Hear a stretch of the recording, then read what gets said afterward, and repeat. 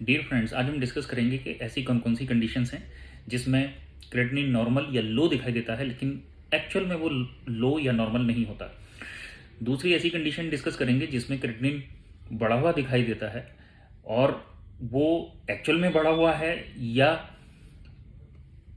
किसी कंडीशन की वजह से वो बढ़ा हुआ दिखाई दे रहा है। तो ये दो कंडीशंस हम डिस्कस करेंगे। तो हम सबसे पहले वाली एक कंडीशन डिस्कस करते हैं जिसमें यह है कि क्रेटिनिन लेवल जो है वो है तो नॉर्मल या लो, लेकिन इन एक्चुअल वो एक रियल रीडिंग नहीं है, वो सही रीडिंग नहीं है, वो केवल हमें नॉर्मल या लो दिखाई दे रहा है। तो वो कौन कौन सी कंडीशन हो सकती है? तो पहली कंडीशन है जीएफआर अगर बढ़ गया हो। मान लो किसी वजह से जीएफआर बढ़ गया है, जैसे कि शुगर के मरीजों में शुरू में अगर शुगर कंट्रोल नहीं है और क्रेटिनिन जो है वो नहीं बढ़ा है, नॉर्मल है, तो हमें नॉर्मल दिखाई दे सकता है इन एक्चुअल जीएफआर के कंपैरिजन में। यानी कि उनका जीएफआर तो बढ़ा हुआ है लेकिन वो क्रेटिनिन हमें नॉर्मल या लो दिखाई दे रहा है because of the high GFR. पहली कंडीशन। दूसरी कंडीशन ये हो सकती है कि मान लीजिए कि किसी का जो जनरेशन है क्रेटिनिन का वो कम हो रहा हो। अब ये कौन सी कंडीशन हो सकती है? इसमें फॉर एग्जांपल जैसे कि मान लीजिए बॉडी मास, यानी कि ज़्यादा वजन नहीं है मरीज का, तो उसमें क्रेटिनिन हमें जो है नॉर्मल या लो दिखाई देगा क्योंकि ज़्यादा मरीज का वजन नहीं है। जैसे मान लीजिए किसी का वजन 30 या 35 किलोग्राम है तो उसमें क्रेटिनिन हमें नॉर्मल अगर दिख रहा है तो इन एक्चुअल वो हो सकता है नॉर्मल ना हो। फिर उसके बाद में दूसरी कंडीशन ये हो सकती है कि मान लीजिए किसी का एम्पुटेशन हो गया है, एक लिम्ब का, एक लिम्ब नहीं है, लोअर लिम्ब नहीं है, तो मसल मास फिर कम हो गया तो हमें जो है क्रेटिनिन लो या नॉर्मल दिखाई देगा, जबकि हो सकता है कि वो लो या नॉर्मल ना हो और किडनी को इंजरी हो रखी हो। उसके अलावा एक कंडीशन होती है जिसमें सेक्रीशन ही ज़्यादा हो रहा हो क्रेटिनिन का। ऐसी कौन सी कंडीशन हो सकती है? ऐसी कंडीशन जिसमें सेक्रीशन ज़्यादा हो रहा हो वो हो सकती है जैसे कि नेफ्रोटिक सिंड्रोम। नेफ्रोटिक सिंड्रोम में बेसिकली क्या होता है कि एल्बुमिन से बाउंड होता नहीं है क्रेटिनिन और उसका सेक्रीशन जो है वो ज़्यादा होने लगता है। तो उस कंडीशन में हमें जो जीएफआर है उस कंडीशन में हमें क्रेटिनिन जो है वो नॉर्मल या लो दिखाई देगा।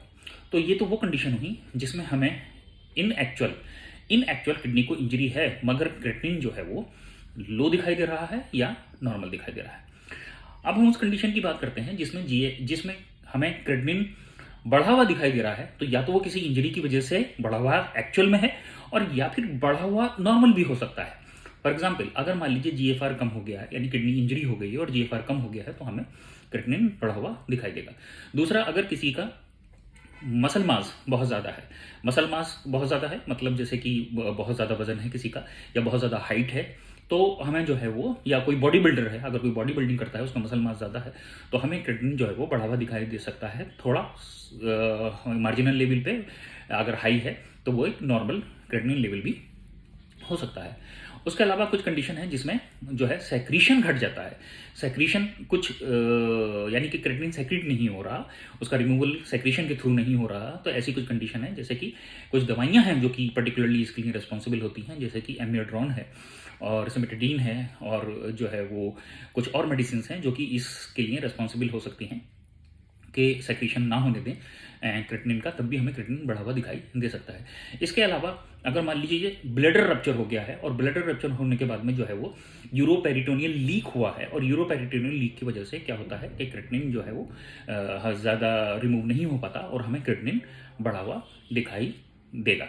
तो ये कुछ कंडीशन है जिसमें हमने डिस्कस किया कि इन एक्चुअल अगर क्रेटिनिन नॉर्मल है या लो है और इन एक्चुअल अगर क्रेटिनिन हाई है, और तो वो कौन कौन सी कंडीशन होती हैं जिसमें हमें नॉर्मल होते हुए बढ़ावा दिखाई दे सकता है और वो कौन कौन सी कंडीशन होती हैं जिसमें हमें इंजरी होते हुए कम दिखाई दे सकता है।